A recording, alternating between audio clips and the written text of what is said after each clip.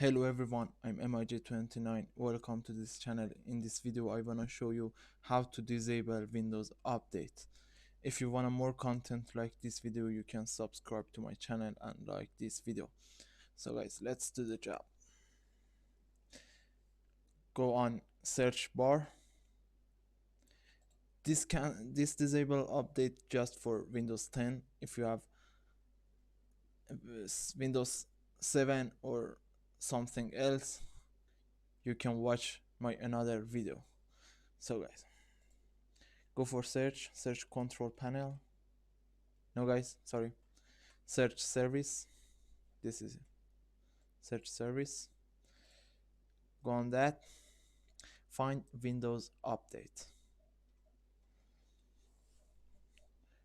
Find Windows Update. This is it guys. If you wanna stop this,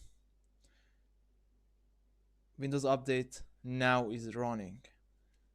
If you wanna disable it, you can right click on that and setting on stop. So guys, Windows Update stop. You can shut down or restart your computer without update Windows.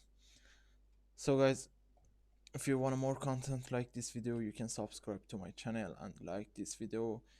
And if you have any question, any suggestion, you can comment below. Goodbye.